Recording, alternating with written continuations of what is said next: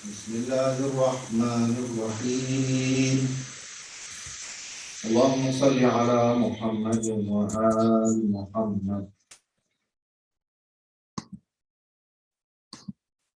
اللهم إني أسألك برحمتك التي وسعت كل شيء وبقوتك التي قهرت بها كل شيء وخضع لها كل شيء وذللها كل شيء وبجبروتك التي غلبت بها كل شيء وبعزتك التي لا يقوم لها شيء وبعظمتك التي ملأت كل شيء وبسلطانك الذي على كل شيء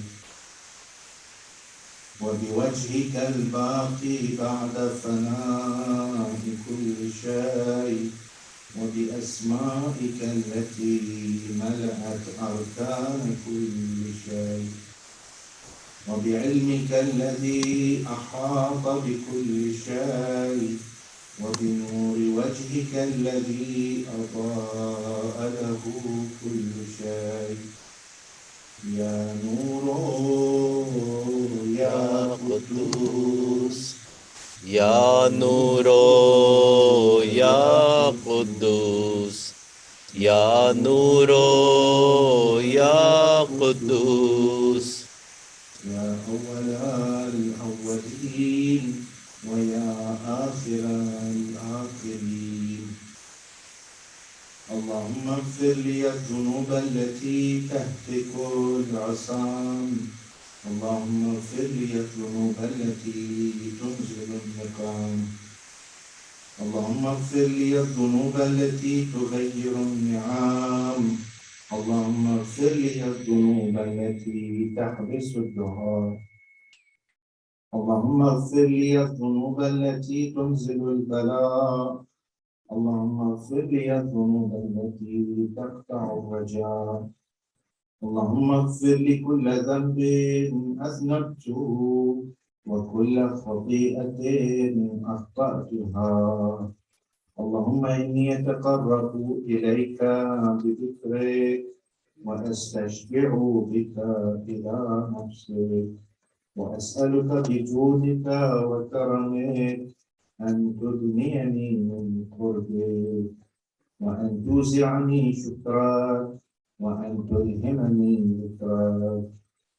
اللهم إني أسألك سؤال خاضع متذلل خاشع أن تسامحني وترحمني وتجعلني بقسمك راضيا قانعا وفي جميع الأحوال متواضعا. اللهم وأسألك سؤال من اشتدت فاقته وأنزل بك عند الشدائد حاجته وعظم فيما عندك رغبته. اللهم عظم سلطانه وعلى مكانه وخفي مكره وظهر أمره وغلب قهره وجرت قدرته ولا يمكن الفرار من حكومته. اللهم لا أجد لذنوبه غافرا ولا لقبائحه ساترا ولا لشيء من عملي القبيح بالحسن مبدلا غيرا. لا إله إلا أنت سبحانك وبحمدك ظلمت نفسي ظلمت نفسي ظلمت نفسي وتجرأت بجهلي وسكنت إلى قديم ذكرك ومنك علي. اللهم مولاي كم من قبيح سترت ظلمت وكم من صالح من البلاء أقلت وكم من عثار وقيت وكم من مكروه دفعت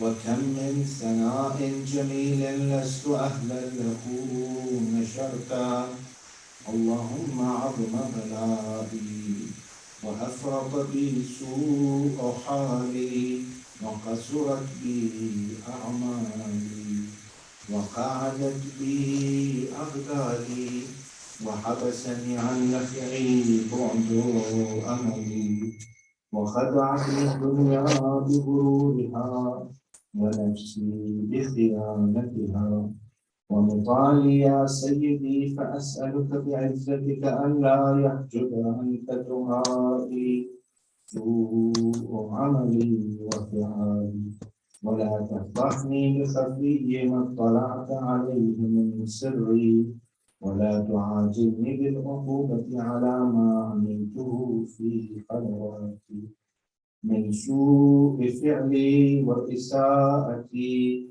ودوام تفريطي وجهالتي وكثرة شهواتي وغفلتي وكن اللهم بعزتك لي في الأحوال كلها رؤوفا وعلي في جميع الأمور عطوفا إلهي وربي من لي غيرك أسأله كشف ضري والنظر في أمري إلهي ومولاي أجريت علي حكما اتبعت فيه هوى نفسي ولم أحترس فيه من تزيين عدوي فغرني بما أهوى وأسعده على ذلك القضاء فتجاوزت بما جرى علي من ذلك بعد حدوده وخالفت بعض أوامره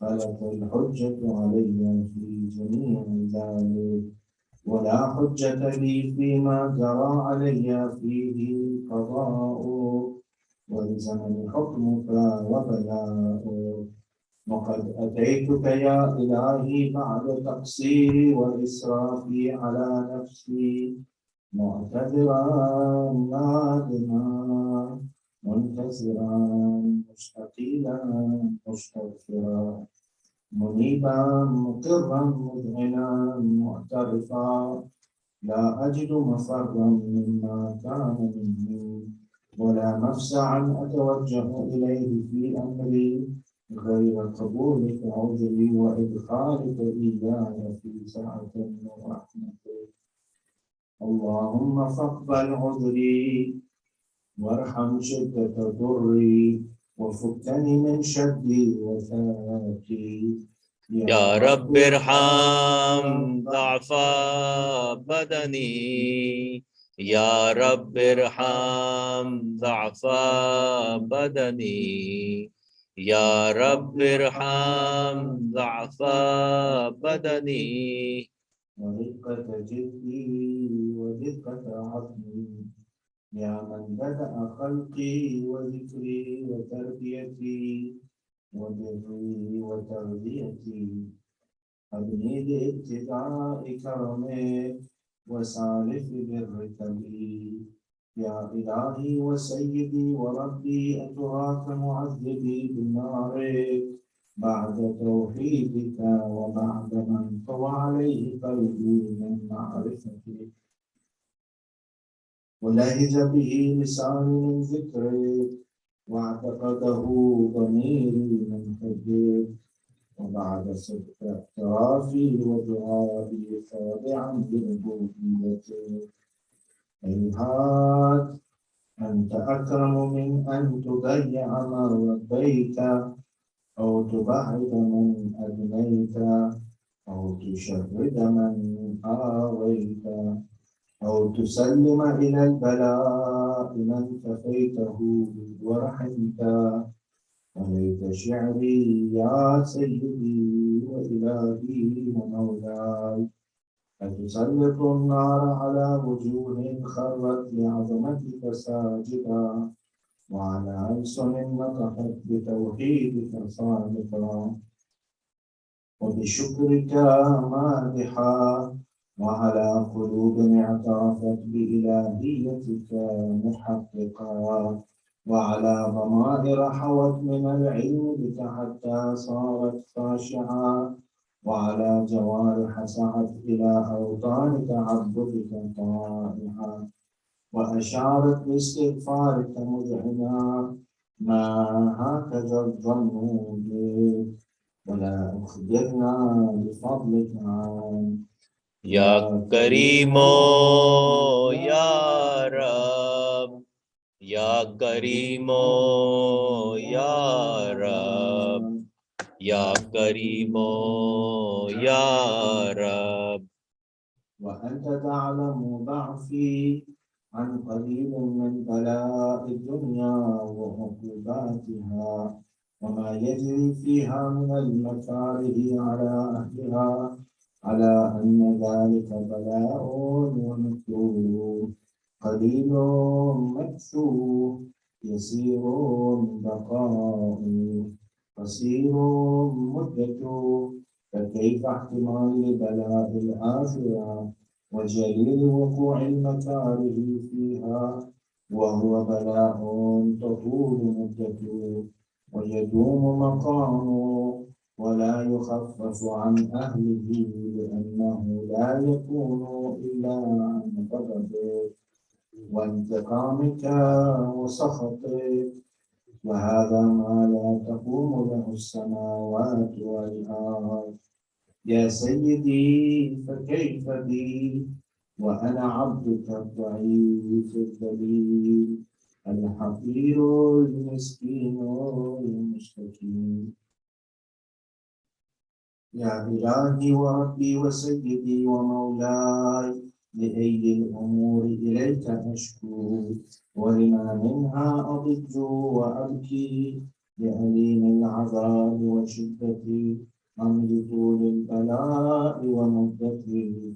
فلئن سيرتني في العقوبات مع أعدائي، وجمعت بيني وبين أهل بلائي، وفرقت بيني وبين أحبائك وأوليائك، فهبني يا إلهي وسيدي ومولاي وربي، صبرت على عذابك، فكيف أصبر على فراقك؟ وهبني يا إلهي صبرت على حر نارك، فكيف أصبر عن النظر إلى كرامتك؟ أم كيف أسكن في النار ورجائي عفوك؟ فبعزتك يا سيدي ومولاي أقسم صادقا، لئن تركتني ناطقا لأضجن إليك بين أهلها تجيد الآملين، ولأصرخن إليك صراخ المستصرخين، ولأبكين عليك بكاء الفاقدين، ولأنادينك أين كنت يا ولي المؤمنين، يا غاية آمال العارفين. يا غياث المستغيثين، يا غياث المستغيثين، يا غياث المستغيثين.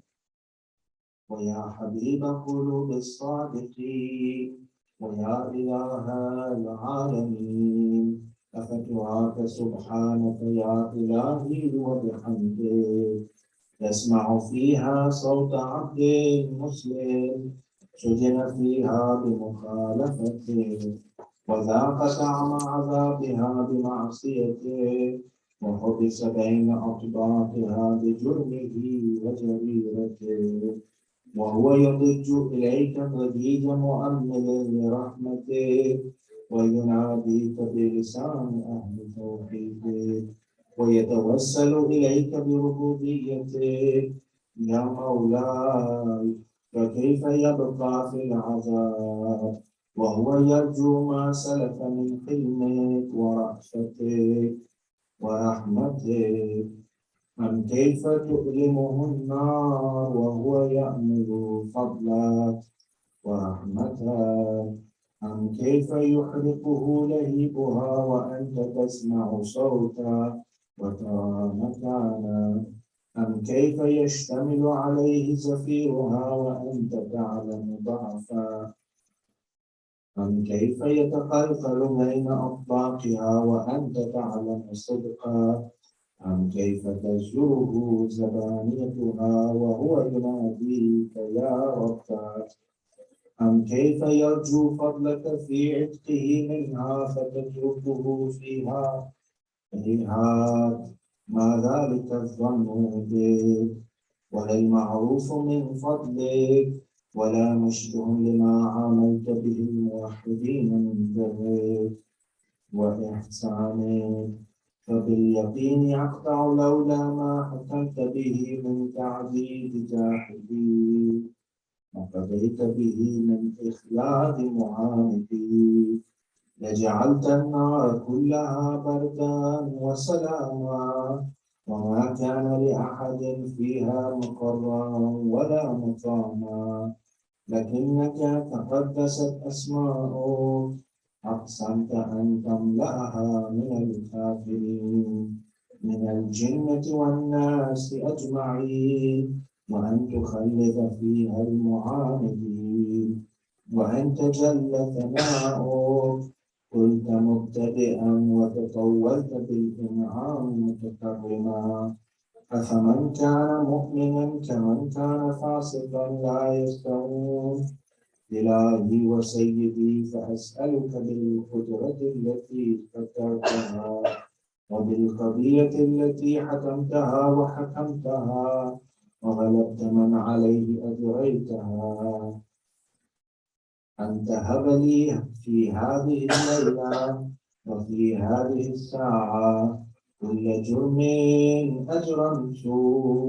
وكل ذنب أذنبت وكل قبيح أسررت وكل جهل عملته كتمته أو أعلنته أخفيته أو أظهرته وكل سيئة أمرت بإثباتها الكرام الكاتبين الذين وكلتهم بحفظ ما يكون مني وجعلتهم شهودا علي مع جوارحي وكنت أنت الرقيب علي من ورائهم والشاهد لما خفي عنهم وبرحمتك أخفيت وبفضلك سترت وأن توفر حظي من كل خير تنزل أو إحسان تفضل أو بر تنشر أو رزق تبسط أو ذنب تغفر أو خطأ تستر يا ربي يا ربي يا رب يا ربي يا ربي يا رب يا ربي يا ربي يا رب يا إلهي وسيدي ومولاي ومالك ربي يا من بيده ناصيتي يا عليما بضري ومسكنتي يا خبيرا بفقري وفاقتي يا ربي يا ربي يا رب يا ربي يا ربي يا رب يا ربي يا ربي يا رب أسألك بحقك وقدسك وأعظم صفاتك وأسمائك أن تجعل أوقاتي من الليل والنهار بذكرك معمورا وبخدمتك موصولا وأعمالي عندك مقبولا حتى تكون أعمالي وأورادي كلها وردا واحدا وحالي في خدمتك سرمدا يا سيدي يا من عليه معولي يا من إليه شكوت أحوالي Ya Rabbi, Ya Rabbi, Ya Rab. Ya Rabbi, Ya Rabbi, Ya Rab. Ya Rabbi, Ya Rabbi, Ya Rab. قوي على خدمتك جوارحي واشدد على العزيمة جوانحي وهب لي الجد في خشيتك والدوام في الاتصال بخدمتك حتى أسرح إليك في ميادين السابقين وأسرع إليك في المبادرين وأشتاق إلى قربك في المشتاقين وادنو منك دنو المخلصين وأخافك مخافة الموقنين واجتمع في جوارك مع المؤمنين اللهم ومن أرادني بسوء فأرد ومن كادني فكد واجعلني من أحسن عبيدك نصيبا عندك وأقربهم منزلة وأخصهم زلفة لديك فإنه لا ينال ذلك إلا بفضلك وجد لي بجودك واعطف علي بمجدك واحفظني برحمتك واجعل لساني بذكرك لهجا وقلبي بحبك متيما ومن علي بحسن إجابتك وأقلني عثرتي واغفر زلتي فإنك قضيت على عبادك بعبادتك وأمرتهم بدعائك وضمنت لهم الإجابة فإليك يا ربي نصبت وجهي وإليك يا ربي مددت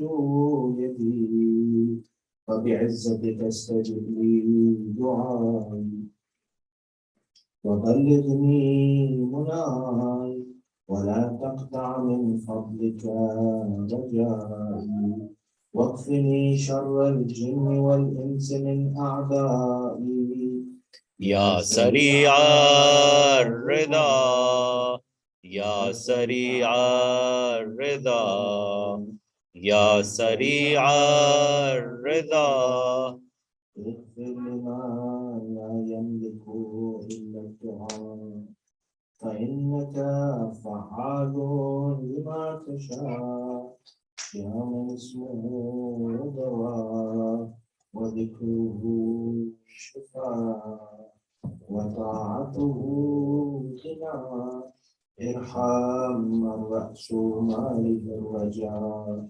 وسلاحه البكاء يا سابغ النعم يا دافع النقم يا نور المستوحشين في الظلام يا عالما لا يعلم صل على محمد وآل محمد وافعل بما أنت أهله وصلى الله على رسوله والأئمة الميامين من آله وسلم تسليما كثيرا. اللهم صل على محمد وآل محمد وعجل فرجهم.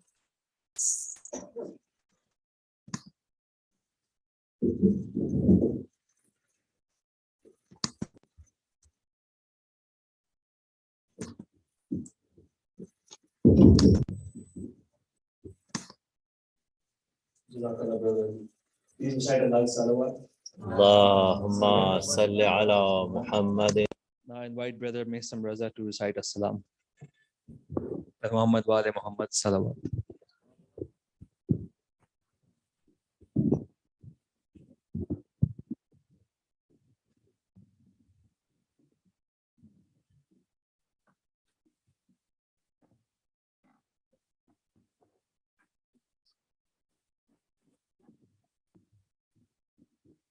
محمد و آل محمد صلوات.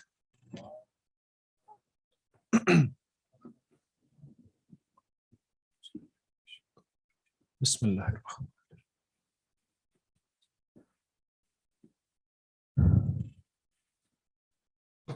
ہائے بابا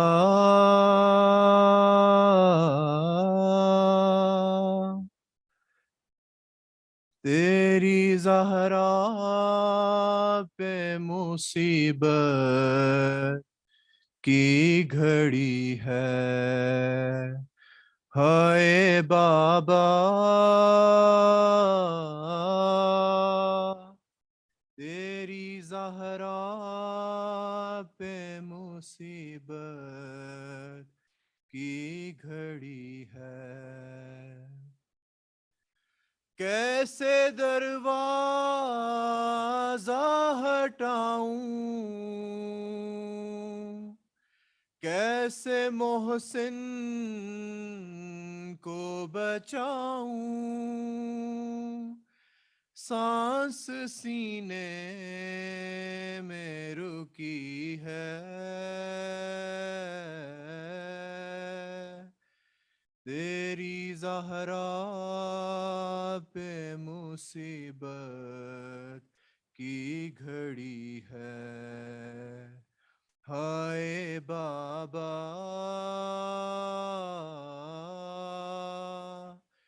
تیری زہرا پہ مصیبت کی گھڑی ہے. ہاتھ میں جس کے میرا ہاتھ دیا تھا تم نے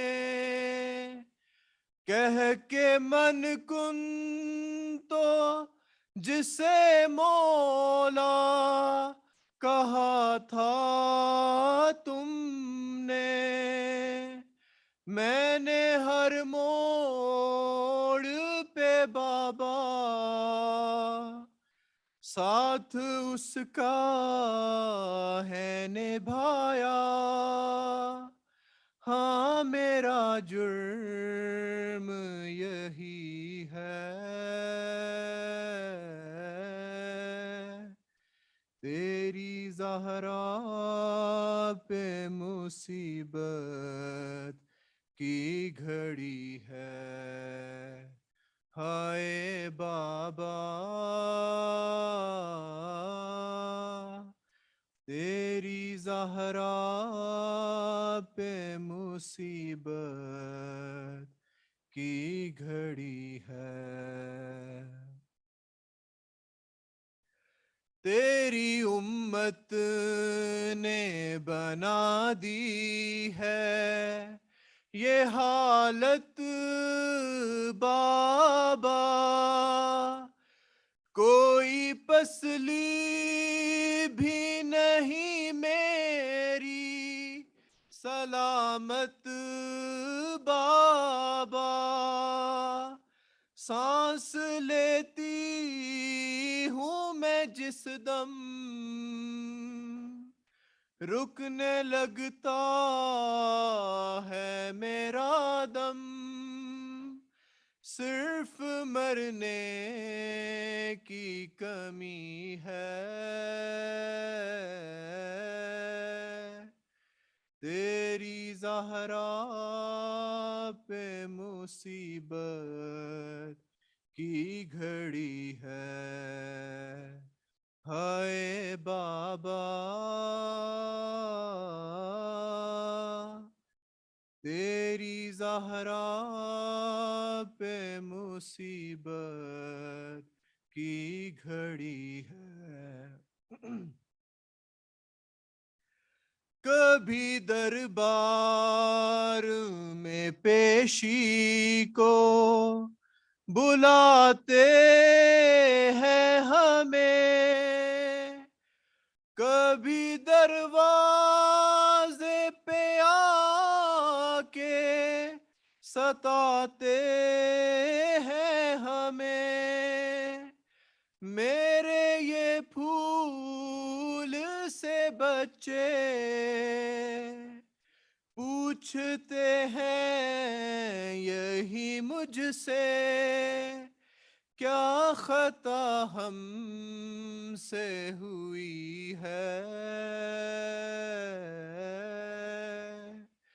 تیری زہرا پہ مصیبت کی گھڑی ہے ہائے بابا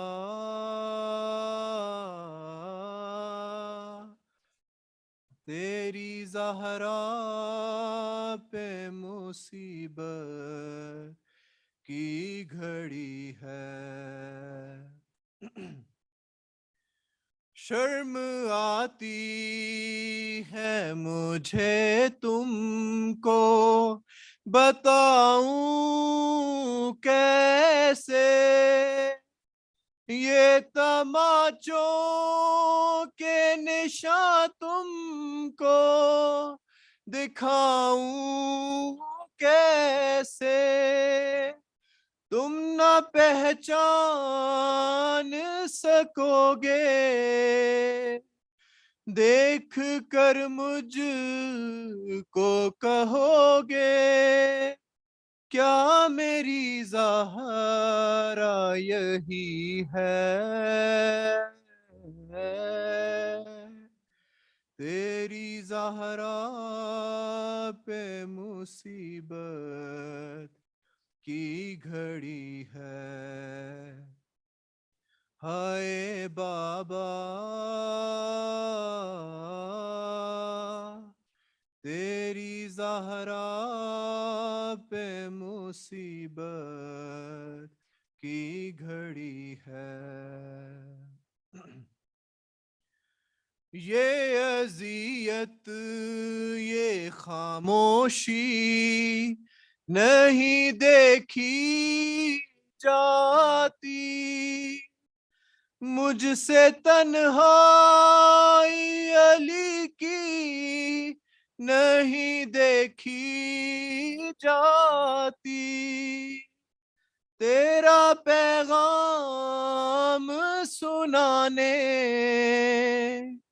حق ولایت کا بتانے زہرا گھر گھر میں گئی ہے تیری زہرا پہ مصیبت کی گھڑی ہے ہائے بابا تیری زہرا پہ مصیبت کی گھڑی ہے آپ کے سوگ میں تاریک نہ دیکھا گیا گھر آگ دروازے پہ امت نے لگا دی آ کر بابا جاں باد تمہارے دیکھیے گھر میں ہمارے روشنی کیسے ہوئی ہے تیری زہرا پہ مصیبت کی گھڑی ہے ہائے بابا تیری زہرا پہ مصیبت کی گھڑی ہے قبر زہرا سے تکلم یہ صدا آتی ہے کتنی صدیوں سے میری قبر پہ ویرانی ہے پھول تربت پہ چڑھ چڑھانے ایک دیا لا کے جلانے کیا مدینے میں کوئی ہے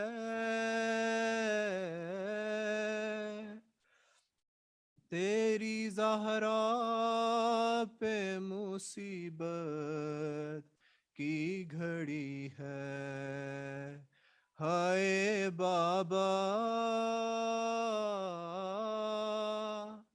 تیری زہرا پہ مصیبت کی گھڑی ہے کیسے دروازہ ہٹاؤں کیسے محسن کو بچاؤں سانس سینے میں رکی ہے تیری زہرا پہ مصیبت کی گھڑی ہے ہائے بابا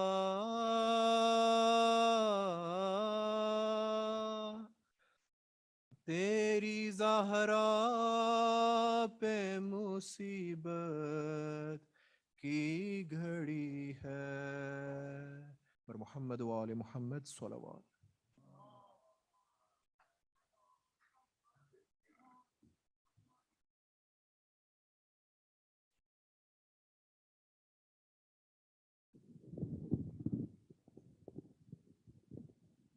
Jazakallah Mason. Please recite aloud salawat. As you know, we are commemorating Ayam Fatimiyya tonight and tomorrow. So there will be a majlis tomorrow as well at the same time, 7:30 start. 7 p.m. start with Namaz Maghriban and followed by Quran recitation. And then we'll have Salam, Marsiya, followed by Maulana's speech. Please recite aloud salawat.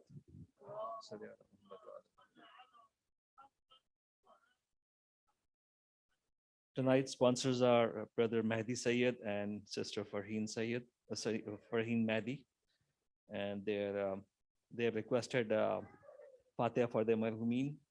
Their names are Sayyid Ali Akbar Musfi, Shahida Parveen Razvi. Please recite a Fatiha.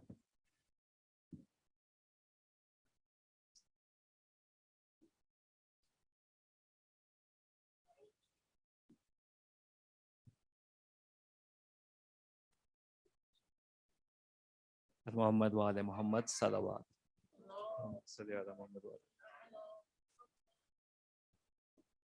I was just reminded we have calendars for purchase for next year. Please see Sister Samir Dasani. They are $10 each. There's Sabah calendars. I'm sure some of them you have seen them before. They are for next year for 2022. Now I invite Brother Raza Rizvi to recite a mercy.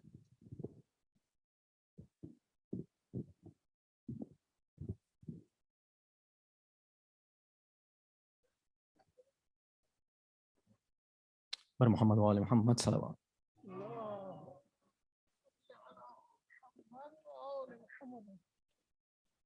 بعد کا نعرہ صلوات اللهم صل على محمد وآل محمد فاتحہ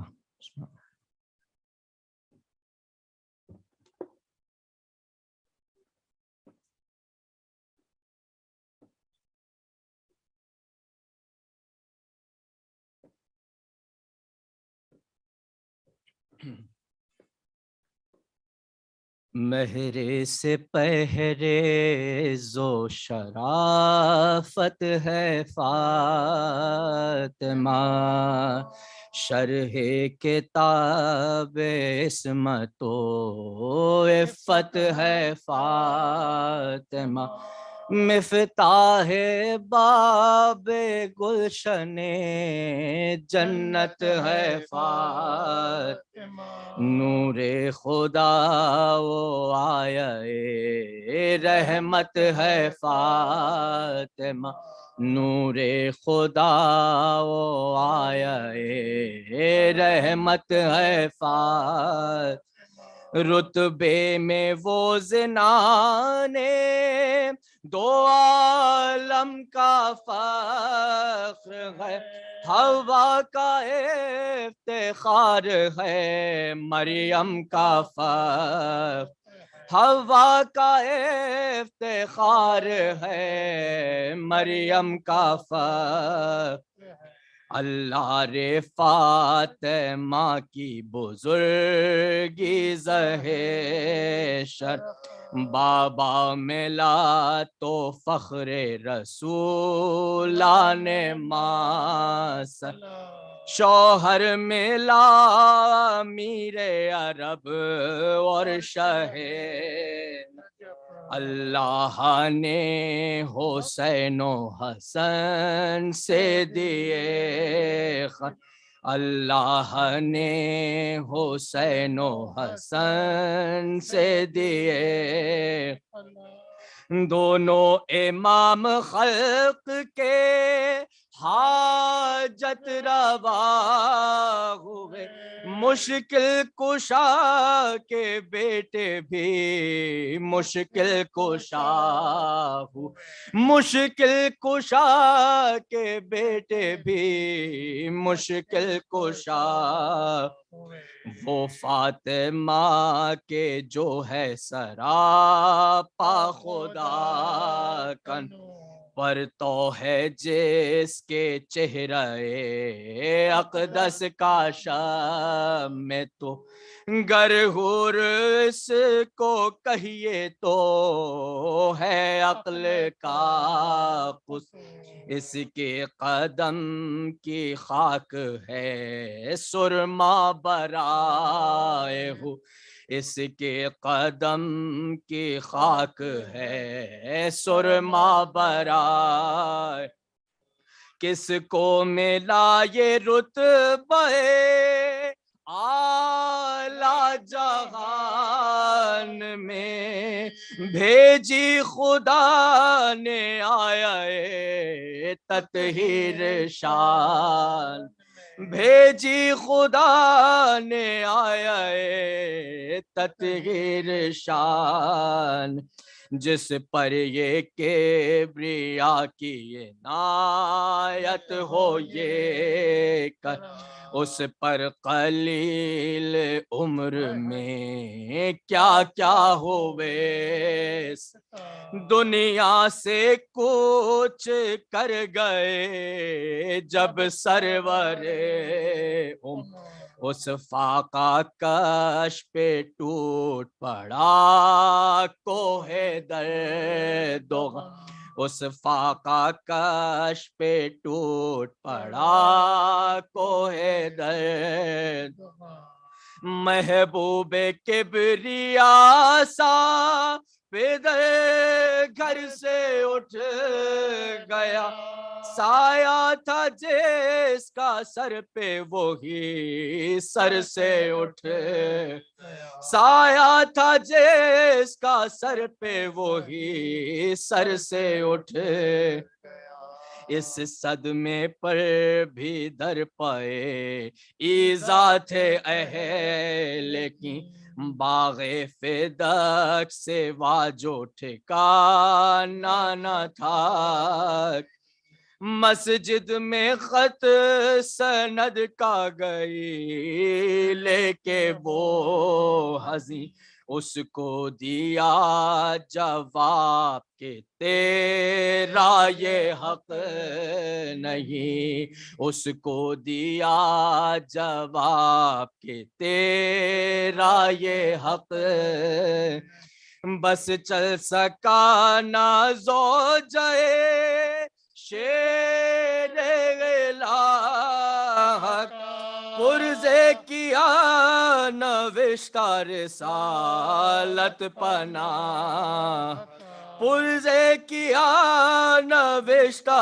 رسالت پناہ اتنے میں آئے روتے ہوئے شاہ لافت چادر اڑائی فاطمہ کو اور یوں کا بس پس خدا کے واسطے کرتے ہو کیوں بکا گھر میں چلو کہ روتے ہیں سبطین مصطفیٰ گھر میں چلو کہ روتے ہیں سبطین مصطفیٰ لازم ہے تم کو رحم کے رحمت کا باب ہو ایسا نہ ہو کہ خلق پہ نازل عذاب ایسا نہ ہو کہ خلق پہ نازل عذاب یہ کہہ کے لائے گھر میں جناب بطول کو غش آیا فرت ذوف سے بنت رسول اس پر بھی دشمنی تھی یہ قوم جہول رہنے دیا نہ چین سے اس دل ملول رہنے دیا نہ چین سے اس دل ملول پاس ادب رسول کے گھر کا اٹھا دیا دروازہ کے آگ سے اس کا جلا دروازہ کے آگ سے اس کا جلا در سے لگی وہ کہتی تھی آنسو بہا بہا کیوں گھر میرا جلاتے ہو میں نے ہے کیا ایک شخص نے ستم یہ کیا عوام سے دروازہ لات مار کے اس پر گرا دیا دروازہ لات مار کے اس پر گرا پہلو پا آئی ضرب جو بنت رسول محسن ہوا شہید شکام میں بطول محسن ہوا شہید شکام میں بطول رخصت ہے تم سے اور وصیت یہ ہے میری بچوں سے میرے رہیو خبردار یا علی میرے حسن حسین کو ایذا نہ دے کوئی مجھ سے جدا یہ رات کو سوئے نہیں کبھی مجھ سے جدا یہ رات کو سوئے نہیں مر جاؤں جب تو چھاتی پا ان کو سلائی دونوں کو پیار کیجیو گلے سے لگا دونوں کو پیار کی جو گلے سے لگا یہ کہہ کے چپ ہوئی جو وہ مخدومہ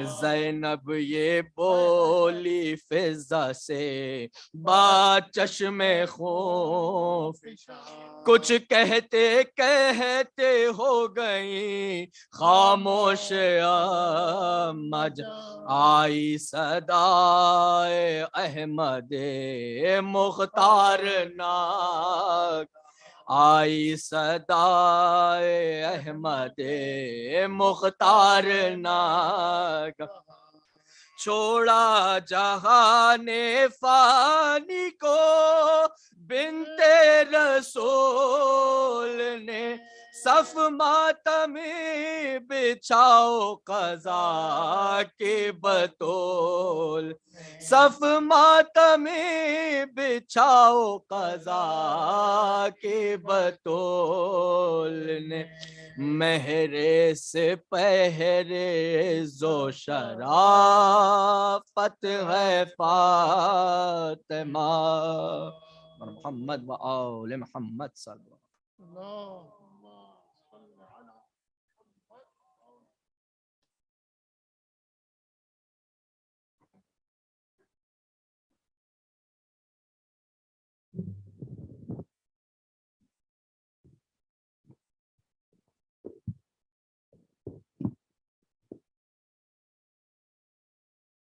MashaAllah, Brother Reza Rizvi. Please recite a loud salawat. Allahumma salli ala Muhammad wa ali Muhammad. Tomorrow, inshallah, we will have Jummah prayers starting at 12 noon. We'll have take out the barak afterwards. And then in the evening, as I reminded earlier, we will have a majlis for Yam Fatimiyya starting with the Maghriban namaz at 7:30. And also want to remind you for the weekend program on Saturday and Sunday, we have an educational workshop on the topic of death and barzakh by Mizan Institute. Instructor is Maulana Sheikh Amin Rastani. And now I request our guest speaker, Maulana Sheikh Amin Rastani, to address the community. Please recite a loud salawat.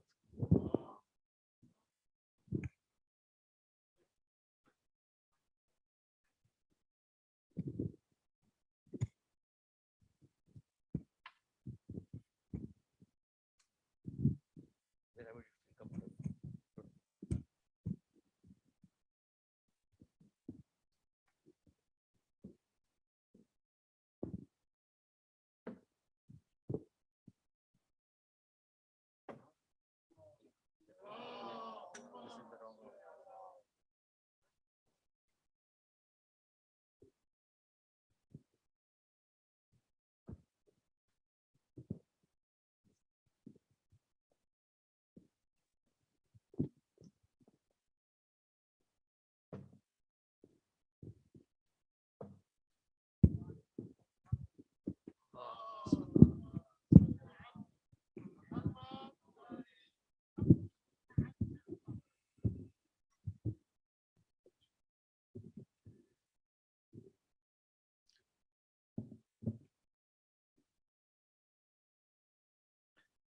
أعوذ بالله من الشيطان الرجيم بسم الله الرحمن الرحيم الحمد لله رب العالمين والصلاة والسلام على سيدنا ونبينا وحبيب قلوبنا وشفيع ذنوبنا أبي القاسم المصطفى محمد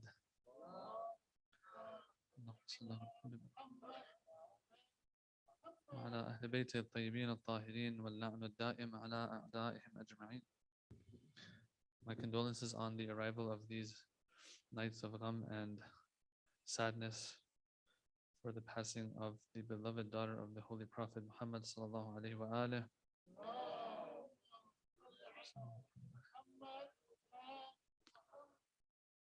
These figures, these individuals gave their lives to make sure that you and I can learn from the teachings of their children, the Ahlul Bayt alayhim salam. If Shaitan and the enemies of Islam thought that they could get in the way of these teachings reaching us, the fact that we're here tonight and the hadith that I want to share with you from Imam al-Rida alayhi salam shows that no, they do not, that they were not successful in what they were after. And inshallah we can, the whole point of everything is that all of these sacrifices that were made throughout history, Imam Ali, Bibi Fatima, everyone who made the sacrifices, Imam Hussein alayhi salam, the Ahlul Bayt alayhi salam, the best gift that we can give them is to live up to their teachings. And inshallah tonight, tomorrow night, what we want to do is go over some of these teachings that I personally, a few hadiths that I really like personally, and I try to share everywhere I go, that I find very inspiring and maybe life-changing, and hadiths that give us perspective in life. I hope you can hear me properly. I have a soft voice. Yeah. Manly voice. Yeah, so the hadith that I want to share with you tonight is a hadith by our eighth Imam, Imam Ali ibn Musa al-Rida alayhi salatu wassalam.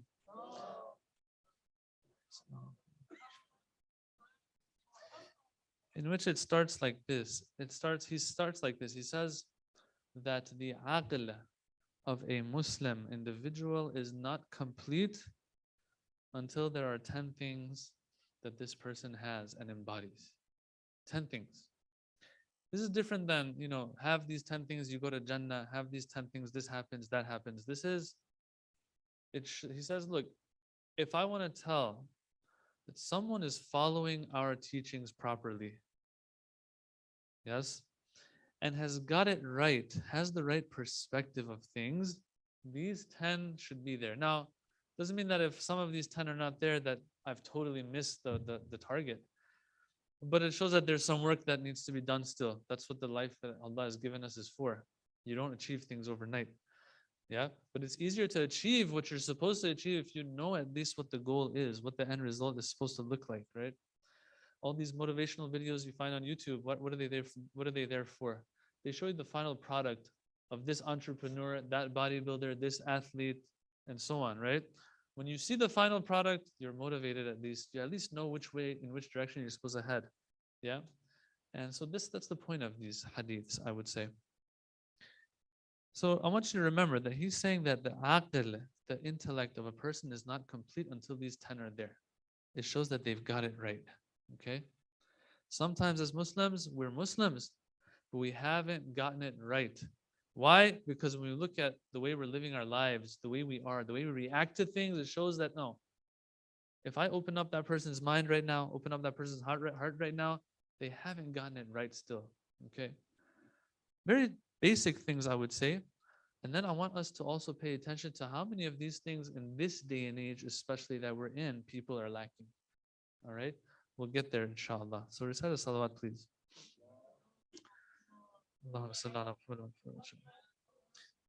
He begins, Imam Rida alayhi salam, he says 10 things. Number 1, al-khayru minhu ma'mul. A person, a sign that they've got it right, okay, is that al-khayru minhu ma'mul. This person, when it comes to khayr, there is hope that khayr comes from this person. In other words, you're that type of person. You've understood that you've come here not to be a problem, but rather to be a solution to the problems of people. You being an origin of khair. Why? Well, who else is an origin of khair out there? Allah subhanahu wa ta'ala. And if we are here, based on the other hadiths we have, the teachings of our scholars, we are here to have a little fraction of and try to be a reflection of Allah's qualities. Yeah? This is one of the greatest qualities of Allah. Al-khayru minhu ma'amul. Ma'amul means, it comes from amal. Amal means to have hope in something, right? Then when people hear this person's name, what's the first thing that comes to their mind? Khair. Khair comes to mind.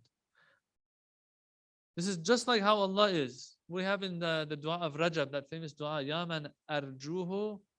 Can anyone complete it for me? لِكُلِّ خَيْرٍ وَآمَنُوا سَخَطَهُ عِنْدَ كُلِّ شَرٍ. This is, you want to be on the same wavelength as Allah subhanahu wa ta'ala. The qualities of Allah, there are some qualities of Allah we can never attain, of course. Shaitan made that mistake. He tried to attain some of the qualities of Allah. In Nahj al-Balagha, Imam Ali destroys Shaitan. He says, this guy, he tried to take kibriya and adama for himself. Greatness for himself. No. Greatness only belongs to Allah. Everyone else, if you are created, if you are a creation of Allah, it doesn't matter even if you're the Prophet, you are still the lowest of the low compared to Allah. Imam Sajjad alayhi salam in his du'as, what does he say? Ana aqallul aqallin. I am the lowest of the low. I said this once somewhere. People said, oh, why are you bringing the Imams down? I'm like, listen, man, you don't understand. This is not bringing the Imam down. The Imam saying it himself, first of all. Second of all, he is saying this when he's comparing himself to Allah subhanahu wa ta'ala. Or else, yes, we believe Ahlul Bayt are the highest of the high.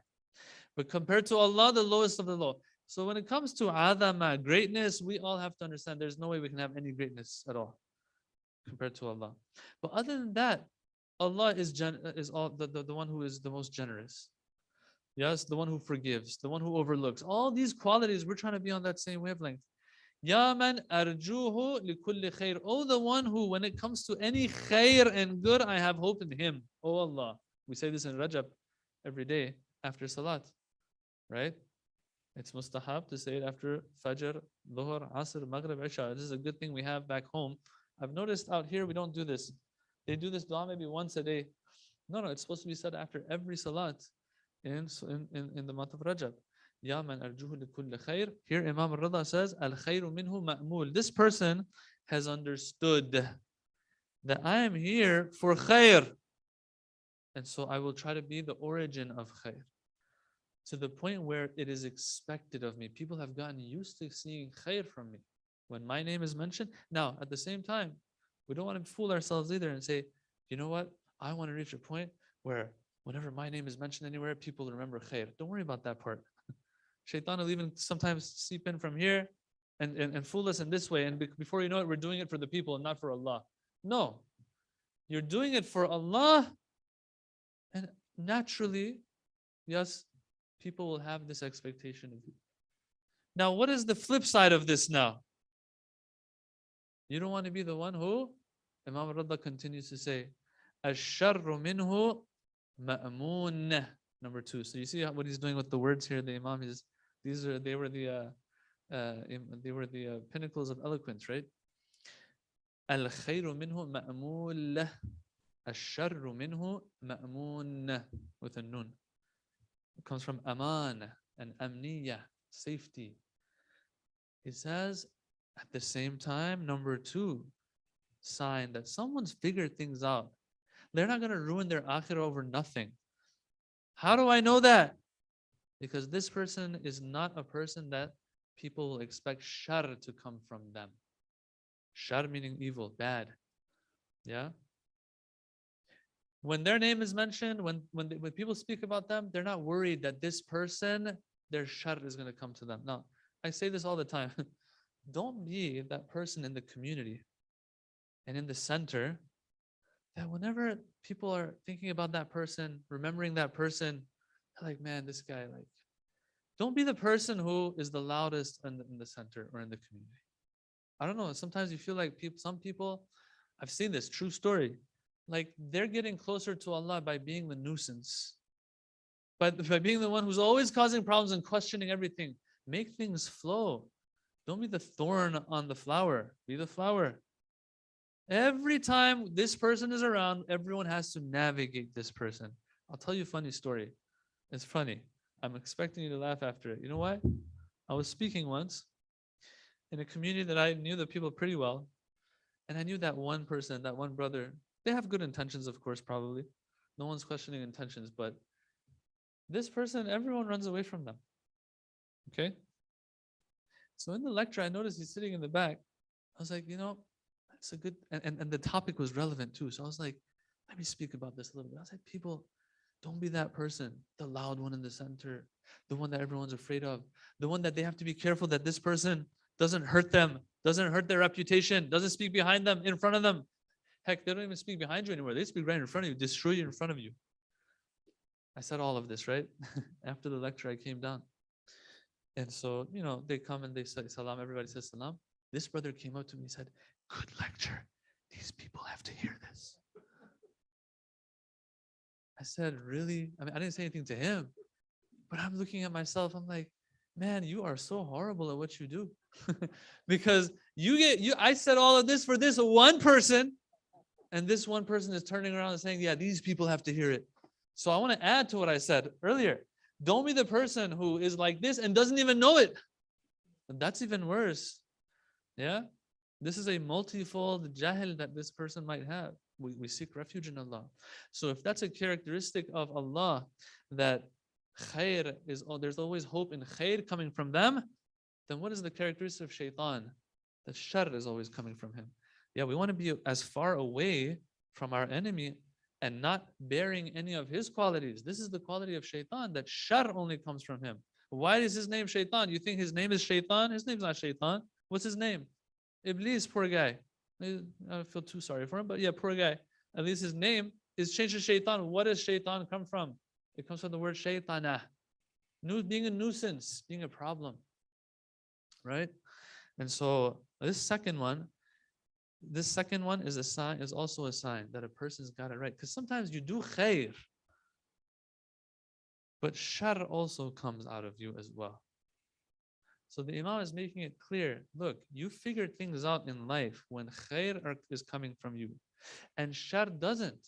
Because look, once again, we have verses in the Quran that speak about this too. Law تبطلوا صدقاتكم بالمن والأذى. This is just one example. There are some people who will do khair, but then they will follow it up with shar. The Quran says, don't render your sadaqah batil. Don't render it batil and void as a result of what? I paid money to somebody. I helped somebody. Bil manni wal adha. By doing minnat on them and adha, aziyat, and bothering them after. Right? You don't want to help somebody, give them charity or sadaqah, and for the rest of their life, whenever you see them, you're like, hey, remember, it was me. I'm the one who's helped you. You are rendering it batil.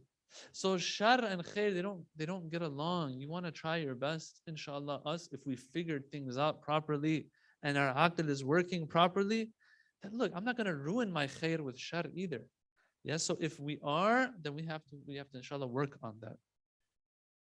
Number 3, and I don't know, I would say, these are graded, I would say, and the Imam starts from the easier ones and maybe makes his way up to like harder ones. This next one is a little harder. يَسْتَكْثِرُ قَلِيلَ الْخَيْرِ مِنْ غَيْرِهِ.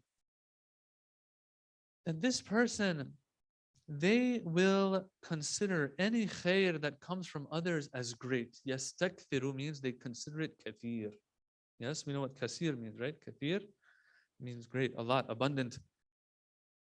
Others, when they do khair, this person, no matter how small it is, this person actually sees it as great. In other words, I would say they see the half full, what do they say? The half full of the cup? The full half of the cup, yeah. The full half of the cup. Sounding like a fob. So this is why this person is due to their humility that they understand this. Their humility. A humble person has figured things out, right? This person could have been doing shar, but they're doing khair. Khair is good. Khair is always good. I'll acknowledge it and I'll see it as great. I'll give you another story.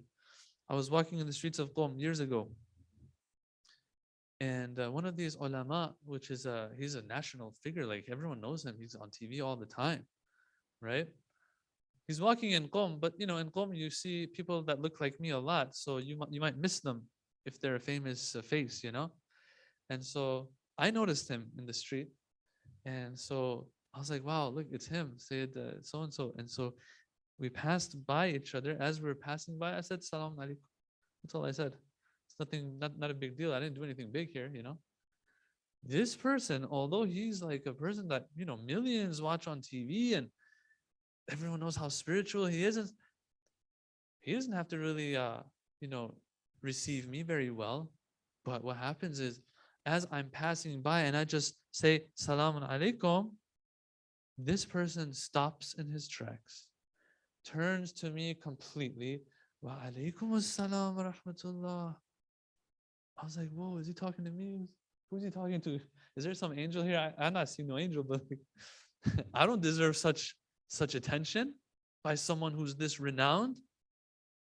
Yes, this person's figured it out. This person sees the way the Ahlul Bayt see things because he has practiced their teachings throughout his life. The smallest khair from someone else for them is great. This is also one of the characteristics of Allah. You've heard that story of that youth that was dying and his mom was upset with him? You heard that story? What happened in that story? In that story, what happened was the Prophet, they bring him to a youth who's dying and is suffering And what is going on? They ask, he says, I'm seeing these very ugly monsters or monster coming towards me. And the Prophet diagnoses this case and he says, where's the mother? So the mother says that, yeah, I'm not happy with him. And so the Prophet says, listen, you need to forgive him because now's not the time. And so the mom says, because of you, O Rasulullah, I forgive him. And so the Prophet tells this youth, I want you to repeat this dua. Ya man yaqbalul qalil wa ya'fu anil kathir. Iqbal minnil yasir or iqbal minnil qalil wa'fu anil kathir. Oh, the one who accepts the little bit. Ya man yaqbalul qalil. Accepts a little bit from me. Wa ya'fu anil kathir. And forgives the great things, the great sins that we've committed. Iqbal minnil yasir. Accept from me the little bit that I have and forgive me for the great things, the great wrongs that I've done. This is one of the qualities of Allah subhanahu wa ta'ala. That a little bit is acknowledged. I mean, the way Allah does it is something else though. He gave us 50, 60, 100, 200 years maybe. I don't know about you guys. I'm going to live for 200 years at least. And so He gives us that much. And He says, I want you to give that back to me, but I'll give you eternity and infinity. Any number compared to infinity is zero, right? So they say. It's like zero as if, right? So the little bit that He's taking from us is really little. And He's not telling us to go live in some mountain or anything. Yeah? He says, live your normal lives within certain boundaries that I give you. All right, so that's another quality of Allah subhanahu wa ta'ala. Now the flip side of it. What's the flip side? Number 4. يَسْتَقِلُّ كَثِيرَ الْخَيْرِ مِنْ نَفْسِهِ. That this individual considers the abundant khair and good that is coming from themselves, considers that as qalil. Someone might say, what's wrong with this? What's wrong with this person? You got mental issues or something? What's abundant, you count as little. The little of others, you count as abundant. What's going on? What's wrong with you? No. Because there's one place where it's okay to be selfish. And that is when it comes to your akhirah. Because the sky is the limit. This person has understood what the akhirah is all about. You see how each of these is clicking kind of. Why it's a sign of a person having understood things properly, having figured it out for themselves. He's like, others are doing good, alhamdulillah. Good is always good, and I will acknowledge that. But for myself, no. I don't care about others. For myself, I want as much as I can get. Look at these some of these celebrities in this day and age. No matter how much they have, it's still not enough for them. Habibi, you're gonna die in 20 years or so. Like, you don't know, I know. You're gonna die in 20 years. Floyd Mayweather, what's up? You got like 5 yachts, 10 Rolls Royces, whatever, however, 50 Rolexes and hundreds of shoes. When are you gonna wear these? But the guy, poor guy, you feel sorry for these guys. Like, you're not gonna live that long. So you're not gonna be able to, benefit as much as you can from what you have. But the akhirah is different. Every little bit that you gather here, you will feel on the other side. We'll talk about this in the Barzakh course as well, inshallah. Every little bit counts. A person who says 999 salawats here is going to be different than the one who says 1,000 salawat. That one is going to make a difference still. You'll feel the difference, right? And so this individual has understood that the sky is the limit when it comes to my growth. Others, I don't care how much khair they're doing. When they do khair, I will acknowledge it and I'll say, alhamdulillah, mashallah, very good. When it comes to myself though, I don't care if the whole world goes to Jahannam. I don't care if the whole world goes to Jannah. I'm not going to cut things short when it comes to, and cut corners when it comes to myself. يَسْتَقِلُّ كَثِيرَ الْخَيْرِ مِنْ نَفْسِهِ. That's one way of looking at it. That they're like, the sky's the limit. I want more because no matter how much I'm gonna benefit from it on the Day of Judgment. That's one way of looking at it. But then there are some who are beyond these things. They might not consider what they've done so great because, gosh, they are just so down to earth and humble. It's like they even miss it. They don't even see it. I'll give you an example. And this one always blows me away, okay? It's famous. I've read this again and again in different places. And it's written, it's there. that I forget who it was though. He says that this person comes to Allama Tabatabai once and he says to him that I saw your father in my dream and he was upset at you. Allama Tabatabai, his father is upset at him. Why? What's wrong?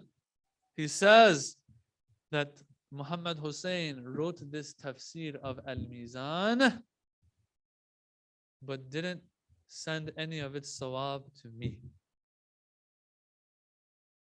So someone hears this and doesn't know who a Tabatabai is, they say, what a mean child.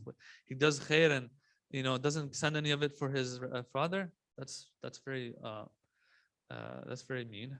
And so Allama Tabatabai, look at that, and look what he says. This is really mind-blowing for me, and it's something to think about.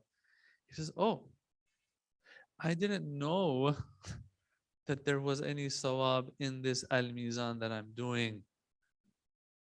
Or else, of course, I would send it for my father. Whoa.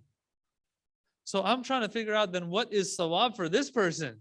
Look at how great this person is, that this for him, al-mizan, tafsir of al-mizan is something that till today we're using left and right. Like it's just something else. It's just way up there. You can't have proper tafsir without taking a look at tafsir of al-mizan, see what it says regarding verses of the Quran. Yeah. So for these people, it's even more than just, oh, I want more. Yeah, they have that in mind, but like it's reached the point where they're just so down to earth, they don't even think certain things they're doing actually deserve any praise and sawab. So that's number 4. Number 5, لا يسأم من طلب الحوائج إليه. This person understands what the priorities are. And so, but look at the wording here. It says, law يسأم. This person does not grow tired and worn out from طلب الحوائج إليه, from the fact that people come to him or her for their hajat. Hajat, not like how we do dua to Allah for hajat. Hajat means our needs. The fact that people are knocking on this person's door for their needs doesn't make them tired. Now, it doesn't say fulfilling people's needs doesn't make them tired. Pay attention to the wording here. These people are Amirul Bayan wa Amirul Kalam, the Imams. It's very precise here, the wording. Sometimes you can't fulfill the needs of everybody, right? You can't. But the fact that people are coming to your door, even if you have to turn them away, you're not doing that because you've grown tired of people coming to your door. Like, I wish people would stop coming to my door. No. Why? Because people go to Allah's door. Remember, we were trying to gain the qualities of Allah at a very, very low level, of course. Alhamdulillah, people feel that they can come to me in my door for their needs. But if I can't fulfill them, okay, at least like the Holy Prophet, who sometimes wasn't able to fulfill the people's needs, at least would help them in one way or another. At least give them a smile, and at least refer them somewhere else, or tell them, show them some kindness. Yeah. So this person has figured out, once again, what the priorities are. These great spiritual gurus, brothers and sisters, when they're listing that list of priorities of spiritual growth, yes, it starts with a person taking care of their wajib and haram. Then after that, a few things. One of those first ones, Salat al-Layl, for example. Then one of the first things on that list is khidmat al-khaliq, they say, to help the people in their needs. This person's figured it out. La yas'amu min talab al-hawa'ij. Doesn't get tired of the fact that people are asking them for help, even if they can't fulfill their needs. Yes. And there's a hadith here that I have that I'm scared of, because it just proves that I'm a weakling myself. But you know who gets tired of things? The one who doesn't have a strong resolve. Wherever there's a will, there's a way, they say, right? There's a hadith, it's a super hadith. It says, مَا ضَعُفَ بَدَنٌ عَمَّا قَوِيَتْ عَلَيْهِ النِّيَّةِ. That no body, not nobody, but no body, no physical body, okay, is weak when it comes to a strong intention and resolve and decision. Sometimes we're like, how could this person do this? How could that? It's impossible. No, it's not impossible. We just haven't decided that we want that as well, right? And so come January 1st, we're all going to have that New Year's resolution again that we're gonna break after a week or two. You're laughing already, you see? Yeah, I know what you're talking about. I know what I'm talking about too. Now, for me, it's not always January 1st. It's whatever decision I make. Sometimes I'll break it. Why? Because it's just the decision isn't strong enough. But then you'll find there are people out there who have that strong resolve. The hadith is saying, no. If the resolve is strong enough, the body can live up to it. It just shows that I have to figure things out first. So that was number 5. لا يسأم من طلب الحوائج إليه. We have 5 more to go. لا يمل من طلب العلم طول دهره. That this person never gets tired, once again, of pursuing knowledge طول دهره, for their entire life. Now we have to understand, there are different sciences out there. The context that these hadiths are issued in, though, is a context in which when they speak of ilm and knowledge, it's speaking about knowledge that's going to build your akhirah, knowledge of the deen. All right. Sometimes we will learn other sciences to make a livelihood, to help the world and make this world a better place and all that. That's wonderful. But no matter how great a scientist you are, you still have to have ilm of deen, the amount that you need to be able to be a good Muslim, right?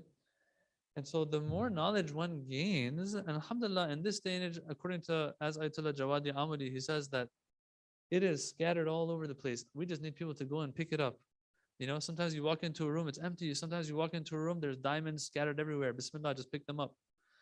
You know, he says that, look, barakah is all over the place in this day and age. Like, it's so easy. Every content and knowledge is so accessible these days.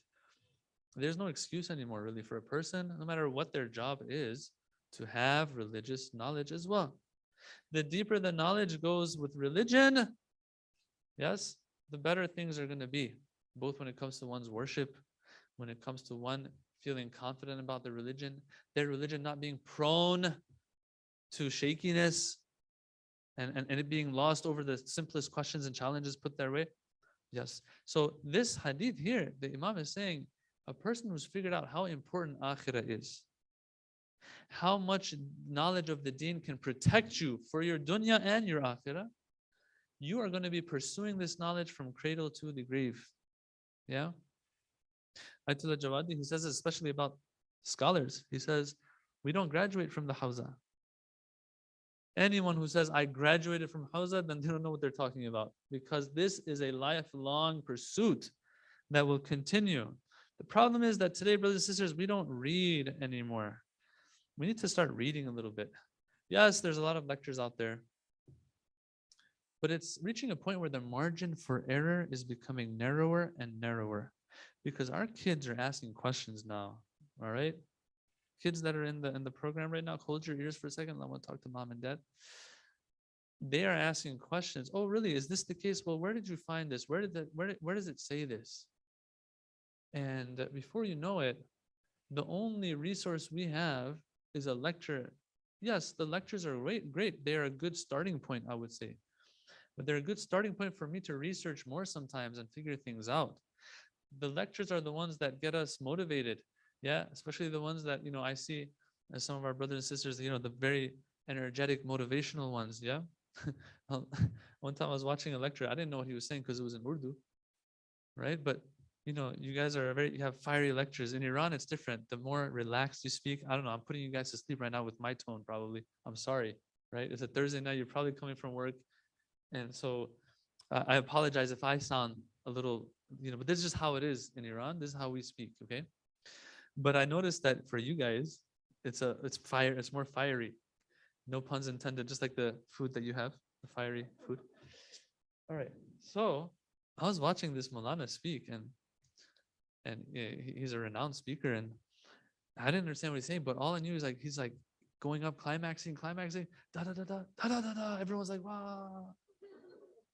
So I was like, oh, he probably said something like people haven't heard much before, something new, something interesting about Islam. 5 minutes later, da da da da da da da da da. Everyone's like, wow. It's like 2 nice things that people hadn't heard before. Brothers and sisters, the 3rd time, I was like, brother, Islam doesn't have that much cool stuff to say, all right? I don't know what you're saying, all right? I got to double check now. In the past, it was working, it was good. And even till today, we need it. Okay. And this, I was just saying this, to lighten the mood a little bit. But what we need to do, we need to read a little bit more, because sometimes you will see that certain things are being said, but the books are saying something else. The big scholars are saying something else.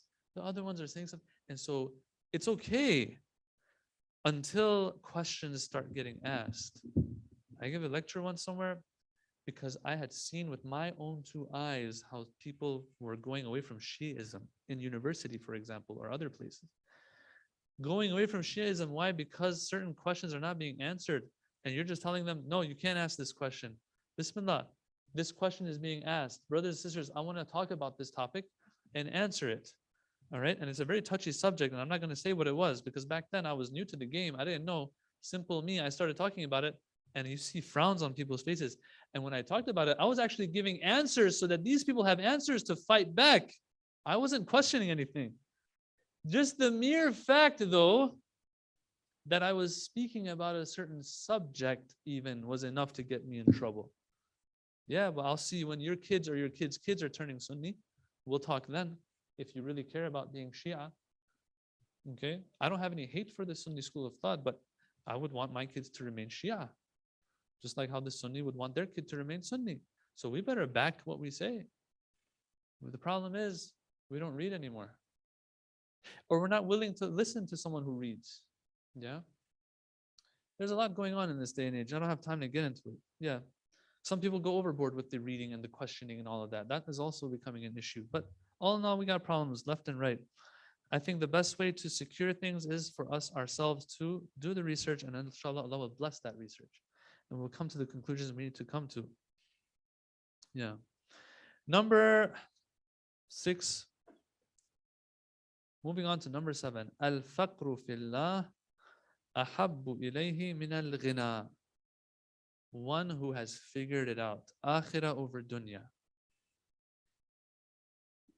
The wording is very important again. Al-faqr, not al-faqr, al-faqru fillah. There's a difference. Faqr means poverty. Okay? Faqr means poverty. Al-faqru fillah means to be poor because that's the only thing that's going to make Allah happy right now. There's a difference. I'll explain that with an example as well. There's a difference between being poor and being poor in the way of Allah. How many of our imams were poor? Have you ever heard that our imams were poor? Have you ever heard this? The only imam that might come to mind is Imam Ali alayhi salam. But when we look into it, he wasn't poor. He wasn't using what he had or he could have. He had access to a lot. Before becoming Khalifa, even he was in good shape. He just wasn't using it. Ayatollah, Uzma, Makarim, one of the Marajat living today, like 40, 50 years ago, he has an article that he had written on the wealth that Imam Ali was generating. For himself? No, for the community. But he was generating it. How? He was putting his sleeves up and getting to work. All right. Back then, if you would dig up a well and water would come out, it was like you have an oil mine for today, or like let's say you have Bitcoin for today. All right. That's how it was. You get what I did there? You mine Bitcoins, you dig. Alhamdulillah. When it comes from above, you can't stop it. You got to say it. Imam Ali back then was digging wells. There's some cool stories about him and how he was digging wells. And when this water would come out, right away he says, bring me pen and paper. This is waqf. I am dedicating this to the poor of Medina. Why are you doing this? He would write this. According to those narrations, he would write, because Imam Ali wants to save his face from the fire. This is Imam Ali. If I have, it's not a bad thing that to represent Imam Ali, what do we wear? Usually they have the Zulfaqar, right? What does it symbolize? The valor, the courage of Imam Ali. Yeah. But did you know that he took that Zulfaqar and first smashed it in the head of his own nafs before he fought the enemy? I wish there was something that our youth could hang next to Zulfaqar that represents the patience of Ali. Where? At home. On the battlefield even, but his patience. We look at that angle of Imam Ali. What about these angles of Imam Ali? He says, I want to save my face from the hellfire. And that's why I am doing waqf of this. Imam Ali, this is your personal property. Use it for yourself. You know? Get a little bit of bling bling going on. Flash a little bit. No. I have what I need. So you see, the Imams were never poor. You won't find narrations that will say the Imams were poor. Because being poor is a bad thing. But if they hear the hadith, what does it say? It says sometimes you have no choice but to not have things. Because the only way to have those things is a haram way. So you will end up not having anything or being poor, but that's in the way of Allah. In other words, if I have to choose between ghina and wealth that doesn't have Allah's satisfaction in it versus poverty that has Allah's satisfaction, I will choose that one. I'll give you an example. And this one is very moving for me. Every time I remember it, man, it moves me. One of these great ulama, I heard the story from him myself back in the day. He said during Reza Shah's time, not Muhammad Reza, the one that, the last one that was overthrown, his father, who was like a proper dictator, okay? When I say proper dictator, I mean like the guy was an actual, like he would, like I am a dictator. That's what like he would say in practice. All right, they call him Reza Shah Quldor. Do we have any Farsi speaking here? Nobody. All right. Reza Shah Quldor means the bully. He was a bully. Like he would actually go himself. All right. Anyway, this guy, during his time, they were recruiting scholars to be judges because they would go by the Islamic system of judging back then. Okay. That's how the judiciary was. And so they were hiring, but you're working for a zalim. Okay. And you're not allowed to do that. We have like some crazy hadiths about this, that you're in big trouble if you're working for a zalim. The hukumat zalim is recruiting you and employing you. This scholar, you know what he said? He said they were paying 300 tomans a month for this work back then. Some ulama did it. They went and they were employed. This is while our stipend for Hawza was 3 tomans a month. Oh my God. This is like many years ago. I saw this like, was it stand-up comedy or something? One of these Muslim stand-up comedians. Years ago, I saw him.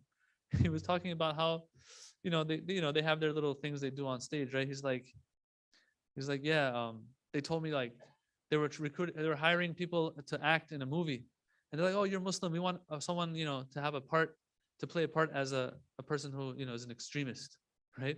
I was like, no, I'm not going to do this to my own people. I don't want the part. And they told me how much they're going to be paying for it. I was like, Allahu Akbar, where do I sign up? Okay. 3 tomans a month stipend. 100 times more they're paying. 100 times more. That means if you're making $2,500 a month, all right, multiply that by 100. How much is that? 2,500 times 100. That is a lot of money. All right, where do I sign up? You don't even have to give me a pen. I got my own pen. Yeah. Al-faqru fillah ahabbu ilayh. Why? Because you figured it out. Figured out that, look, no matter what, it's going to end here. There is the real ghina and wealth. Akhirah. Al-dhullu fillah ahabbu ilayhi min al-izfi aduwihi. Zillat. Now I have to explain this. Zillat and lowliness, belittlement in the way of Allah is better and more beloved to the person than izzah, yeah, and honor and dignity, but in the way of the enemy of Allah. All right. So from the perspective of the enemies of Imam Hussein, who were the enemies of Allah as well, was Imam Hussein Aziz or Zalil? He became Zalil according to Ubaidullah bin Ziyad, right? But what did Imam Hussein say? He says, I don't care. I will undertake this because this zillat for you, in your eyes, is going to bring me izzah with Allah. I'm not willing to, receive honor from you and you acknowledging dignity for me because that means that I'm going against Allah. Yeah, so I'm going to prefer this over that. Once again, they figured it out. Imam Hussein taught us.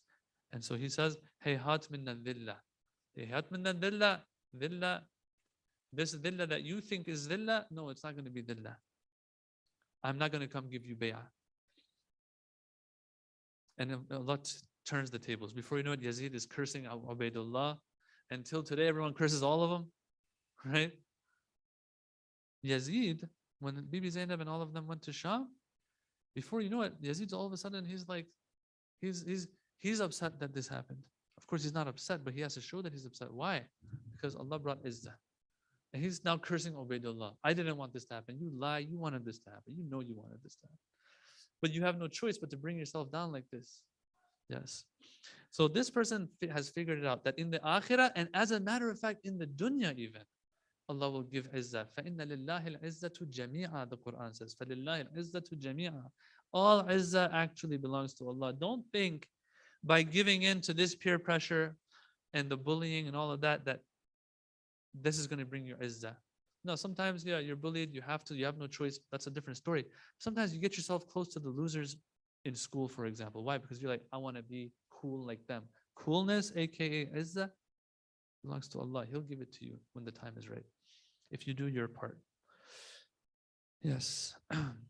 2 more left, brothers and sisters. I hope you're not tired. Recite a nice salawat for me, please.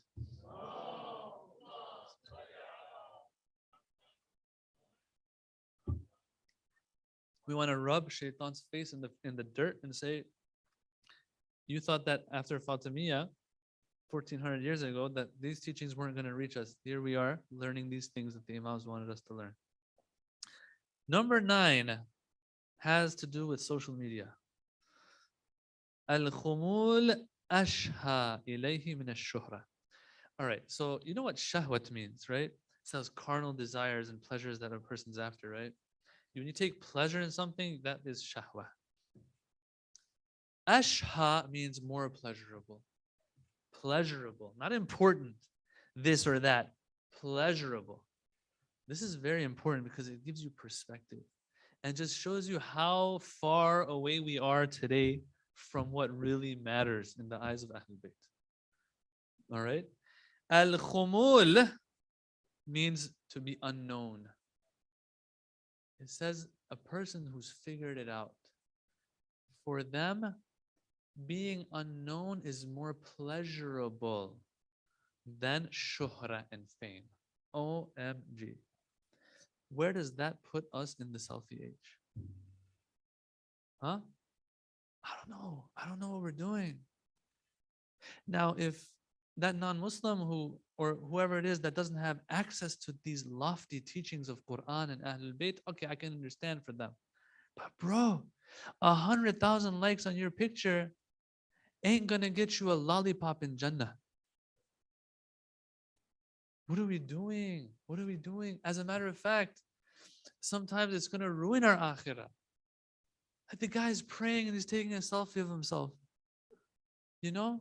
Like, come on, where are we headed, for God's sake? Now, sometimes social media, yes, it's a channel, it's a means that can be used to spread the message of Islam. And yes, during the time of the Prophet, the Imams, poetry was the means and the media. Now we have other means and media, forms of media. That's true. And yes, a person who's figured it out for themselves, they will use media if they have to for spreading the message. But man, does shaitan lurk in the shadows here. And sometimes you're trying to do the right thing, but at the same time, that same right thing that you're doing is going to be your downfall. Shaitan uses that. And so for those who it's not necessary for them, I don't know if we should be like trying to, like, my goal in life is to get more and more traction with my posts. You know, take a selfie here, take a selfie there, make sure to post it just because I have to keep posting so that people like me, you know, or else they'll forget me. I have to pop up first in the stories, you know, that kind of thing. It doesn't say that it's not important or less important. It's ashha. Man, these words are so great. Like these greats, man, when they walk in the streets in Qom, no one knows who they are. They take pleasure in that. Okay? I just use the word, the place Qom, Najaf, wherever it is, in California. A person who walks and knows others don't know who they are, why are they taking so much pleasure? Because they don't got to worry about others. They can be more in touch with Allah. Or they don't have to worry about distractions coming up as a result of being known. When you get known, it comes with baggage. Some people like that baggage, but the ones who are in love with somebody else don't like that baggage. These maraja, lots of them didn't want to become maraja. Did you know? Right? For a person like me, I'm a lecturer, right? So when I come across a cool hadith or something, like the first thing that will come to my mind is what? All right, let me post this because I know this will get more attention. For the maraja, you read their stories, sometimes when people would come to them and say, we need you to become a marja taqleed, right? A marja taqleed. This person says, no, I'm not interested. There are already 5 or 6 or other ones. Why should I become a marja? Well, what's wrong with becoming marja taqleed? Well, because there's going to be a lot of baggage that comes with it. I don't got time for that. I need to, like, you know how much they had to like really push for Ayatollah Bahjat to become a marja when he became a marja taqleed after Ayatollah Araki passed away. It was not easy, but you know, he eventually gave in for whatever reason it was, but it wasn't easy. It's not easy. They're always running away from these things. And then here we are today, and we're like, I'm Shia, I'm this, I'm that. Bismillah, how much are we following the teachings of Ahlul Bayt and looking at our scholars as being role models for us? It's all about being celebrities now. It's all about being that celebrity lecturer. It's about that place. It's about that, whatever it is, whatever it is. It's reached the point. The older ones might be, nodding as I say this, but it's reached the point. I've noticed this with the younger ones. We can't even speak to them about these things because they haven't seen the other version. The other version is kind of become, it's out, it's gone, it's dead. You speak to them sometimes, not all of them, of course, but when you speak to some of them, you feel like I can't. They don't even speak my language. It's just because it becomes so prevalent, right? That is the norm now. It's the normal thing. What's wrong with this? You're like, Baba, like when you look at those who were our predecessors, it was totally opposite. It was the total opposite. Ayatollah Bahjat, he says back then when you would walk into the haram of Imam Ali alayhi salam, you would see 40 people at least, they're standing there in their qunut for Salatul Layl, are reciting Dua Abu Hamza. Who knows who they were? Nobody. If you do that today, selfie. Hey people, I'm doing Dua Abu Hamza. Please keep me in your duas. Come on. Anyway, I can go on with it. Let's do this last one, which is the hardest one. The last one, which shows that this person has really figured it out, of how low they are, how high Allah is, how great the akhirah is, how much they could care less about others, and they're just worried about themselves. This one's the tough one. لا يرى أحدا إلا قال هو خير مني وأتقى. I don't even like reading this one. Maybe I should skip this one from now on. That this person doesn't see anyone else except that they'll say, oh, this person must be better than me and more pious than me. And this really requires a lot of beating the self up to actually secure. But it just shows how high the standard is for the imams. I personally, if you ask me, seriously, those first 9, I feel can be accomplished. The problem is when you accomplish those 9, usually you are more pious than the rest and better than the rest. So it's going to be the hardest to come to this conclusion that this person must be better than me. This person must be better than me.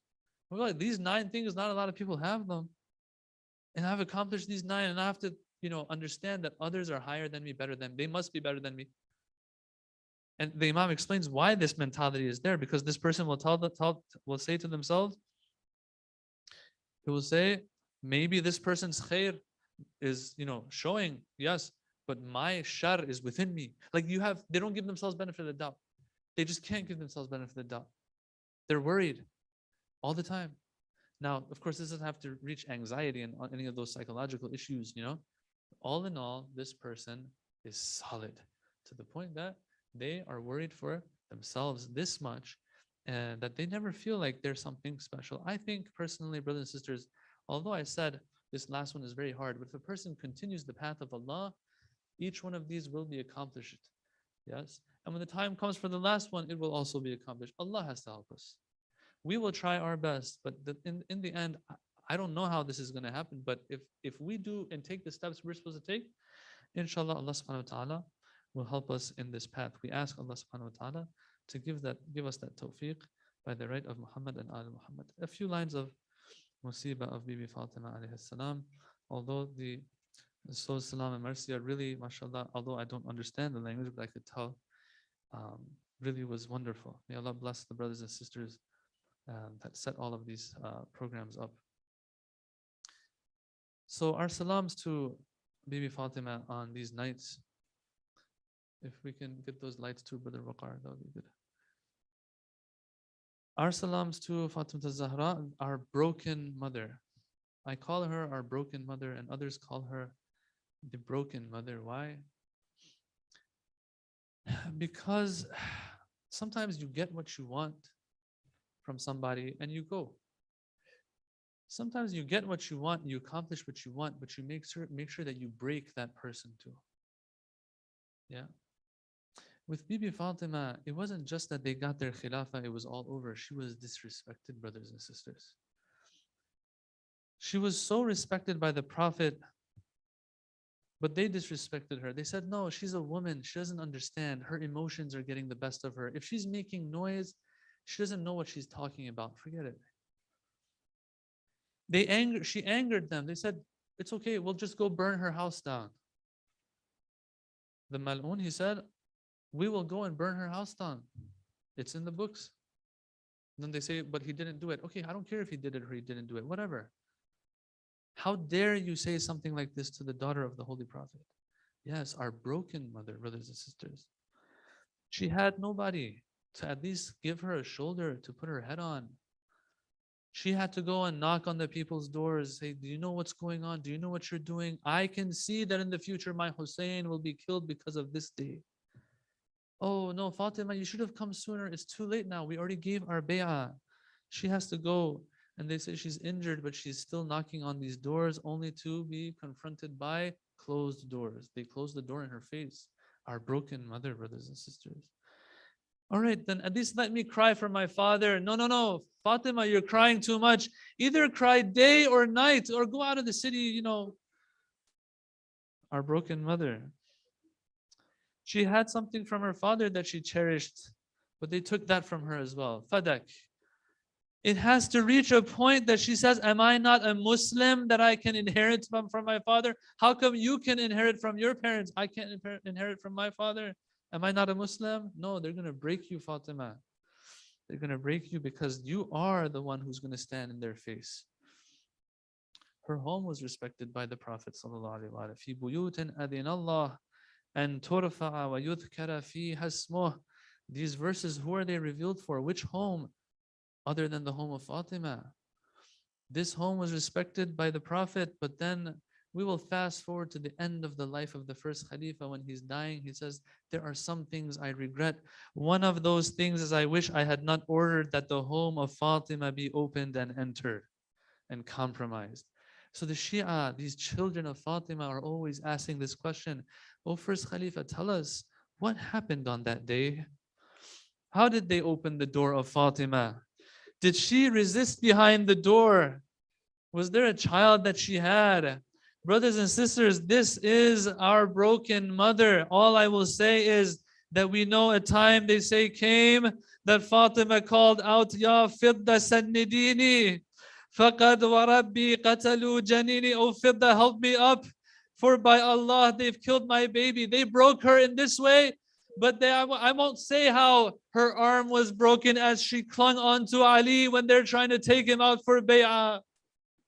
And if they broke our mother Fatima, they will for sure break Hussein.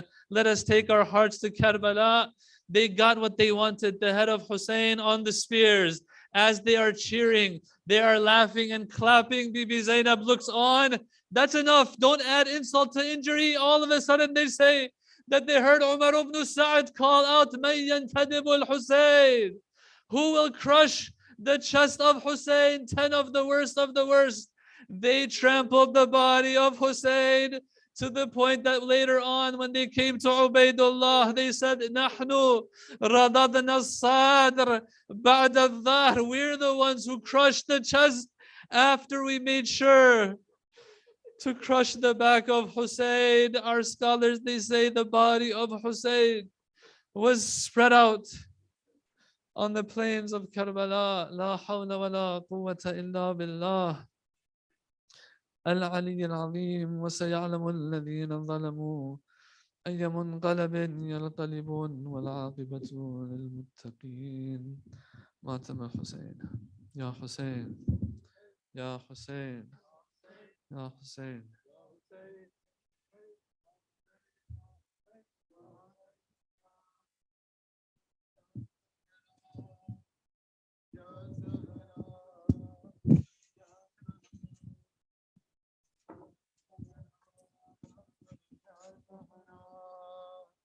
Ya Zahra, Ya Zahra, Ya Zahra, Ya Zahra, Ya Zahra, Ya Zahra, Ya Zahra, Ya Zahra, Ya Zahra, Ya Zahra, Ya Zahra, Ya Zahra. ایک رسن ہے ایک گلا ہے آگ ہے دربار ہے ایک رسن ہے ایک گلا ہے دربار ہے ایک رسن ہے کہ گلا ہے آگ ہے دربار ہے ایک رسن ہے کہ گلا ہے آگ ہے دربار ہے کربلا سے پیش تر ایک کربلا سے پیش تر ایک کربلا تیار ہے کربلا تیار ہے ایک رسن ایک گلا ہے آگ ہے دربار ہے ایک رسن ہے ایک گلا ہے آگ ہے دربار ہے ایک رسن ہے ایک گلا ہے آگ ہے دربار ہے کربلا سے پیش تر ایک کربلا سے پیش تر ایک کربلا تیار ہے کربلا تیار ہے ایک رسن ایک گلا ہے آگ ہے دربار ہے ایک رسن ہے ایک گلا ہے آگ ہے دربار ہے فاطمہ زہرا کے گھر کو جو جلانے آئیں گے کل وہی کربل میں خیموں کو جلانے جائیں گے ہے ستم کا ایک عمل یہ ہے ستم کا ایک عمل یہ ظلم جتنی بار ہے ظلم جتنی بار ہے ایک رسن ہے ایک گلا ہے آگ ہے دربار ہے ایک رسن ہے ایک گلا ہے آگ ہے دربار ہے ایک رسن ہے ایک گلا ہے آگ ہے دربار ہے جلتا دروازہ گرا تو پسلیاں ٹوٹی یہاں پشت سے اٹھو کسی نہ ہو گیا چھلی وہاں خون سے تر کرتا ہوا ہے خون سے تر کرتا ہوا ہے نیل گورخ سار ہے نیل گورخ سار ہے ایک رسن ہے ایک گلا ہے آگ ہے دربار ہے، ایک رسن ہے کہ گلا ہے، آگ ہے دربار ہے، کربلا سے پیشتر ایک، کربلا سے پیشتر ایک، کربلا تیار ہے، کربلا تیار ہے، ایک رسن ہے ایک گلا ہے، آگ ہے دربار ہے، ایک رسن ہے ایک گلا ہے، آگ ہے دربار ہے، آج زہرا کے ہیں رونے پر یہاں پابندیاں، جب سکینہ روئے گی کل تو ملے گی گھرکیاں، کوئی بھی ہو سانحہ ایک، کوئی بھی ہو سانحہ ایک، ظلم کا کردار ہے، ظلم کا کردار ہے، ایک رسن ہے ایک گلا ہے، آگ ہے دربار ہے، ایک رسن ہے ایک گرا ہے، آگ ہے دربار ہے، ایک رسن ہے ایک گلا ہے، آگ ہے دربار ہے، ظلم جتنے ہیں وہ سب آلِ پیغمبر پر ہوئے، شکر خالق کا کیا اور ہر ستم سہتے رہے، زندگی آلِ نبی پر، زندگی آلِ نبی پر، ہر قدم دشوار ہے، ہر قدم دشوار ہے، ایک رسن ہے ایک گلا ہے، آگ ہے دربار ہے، ایک رسن ہے ایک گلا ہے، آگ ہے دربار ہے، ایک رسن ہے ایک گلا ہے، آگ ہے دربار ہے، سامنے حاکم کے آئی تو ملی رسوائیاں، زہرا یثرب میں یہاں اور شام میں زینب وہاں، ہائے دونوں کا مقدر، ہائے دونوں کا مقدر، ظلم کا دربار ہے، ظلم کا دربار ہے، ایک رسن ایک گلا ہے، آگ ہے دربار ہے، ایک رسن ہے ایک گلا ہے، آگ ہے دربار ہے، کربلا سے پیشتر ایک، کربلا سے پیشتر ایک، کربلا تیار ہے، کربلا تیار ہے، ایک رسن ہے ایک گلا ہے، آگ ہے دربار ہے، ایک رسن ہے ایک گلا ہے، آگ ہے دربار ہے، ایک رسن ہے ایک گلا ہے، آگ ہے دربار ہے، آ رہی ہے ثمر دونوں کی تربت سے یہی، ہائے بابا میرے بابا کی صدائے آج بھی، بیٹی کی مظلومیت کا، بیٹی کی مظلومیت کا باپ سے اظہار ہے، باپ سے اظہار ہے، ایک رسن ہے ایک گلا ہے، آگ ہے دربار ہے، ایک رسن ہے ایک گلا ہے، باغ ہے دربار ہے یا حسین یا حسین یا حسین یا حسین یا حسین.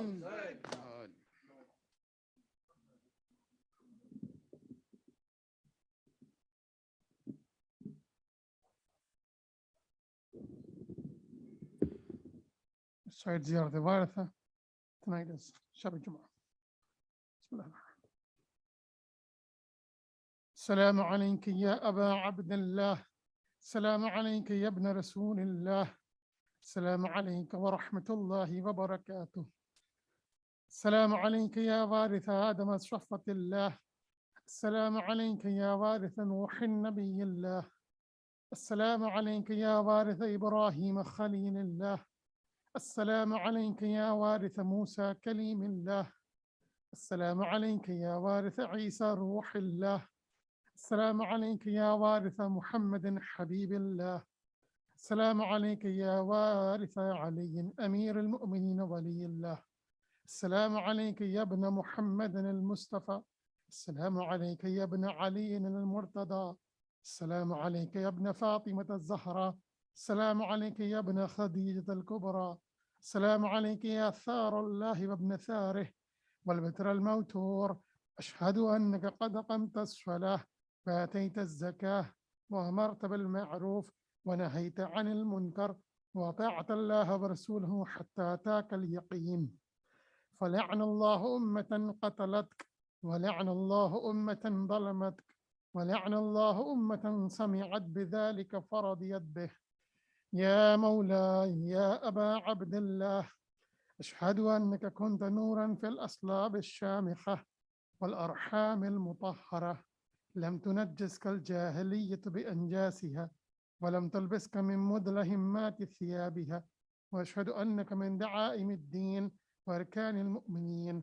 وأشهد أنك الإمام البر التقي الرضي الزكي الهادي المهدي. وأشهد أن الأئمة من ولدك كلمة التقوى وأعلام الهدى والعروة الوثقى والحجة على أهل الدنيا. وأشهد الله وملائكته وأنبياءه ورسله أني بكم مؤمن وبيا بكم موقن بشرائع ديني وخواتيم عملي، وقلبي لقلبكم سلم وأمري لأمركم متبع. صلوات الله عليكم وعلى أرواحكم وعلى أجسادكم وعلى أجسامكم وعلى شاهدكم وعلى غائبكم وعلى ظاهركم وعلى باطنكم. السلام عليك يا ابن رسول الله. السلام عليك يا ابن نبي الله. السلام عليك يا ابن أمير المؤمنين. السلام عليك يا ابن الحسين الشهيد. السلام عليك أيها الشهيد وابن الشهيد.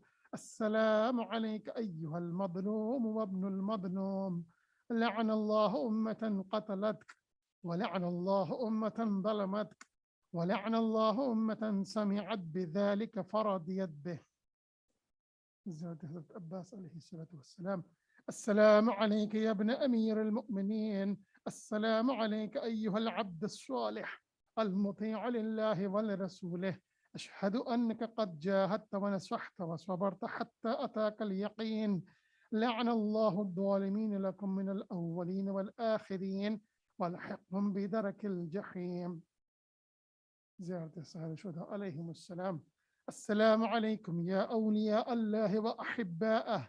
السلام عليكم يا أصفياء الله وأوداءه. السلام عليكم يا أنصار دين الله. السلام عليكم يا أنصار رسول الله. السلام عليكم يا أنصار أمير المؤمنين.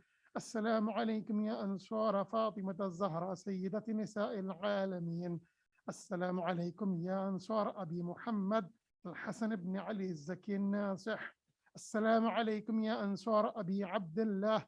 بأبي أنتم وأمي طيبتم وطابت الأرض التي فيها دفنتم وفزتم فوزا عظيما، فيا ليتني كنت معكم وأفوز معكم. السلام عليكم يا تسعة المعصومين من ذرية الحسين. السلام عليك يا مولانا يا صاحب الزمان. السلام عليك يا شريك القرآن. السلام عليك يا خليفة الرحمن. السلام عليك يا إمام الإنس والجان. سيدي عجل الله تعالى فرجك وسهل الله تعالى مخرجك وظهورك ورحمة الله وبركاته. اللهم صل على محمد وآل محمد.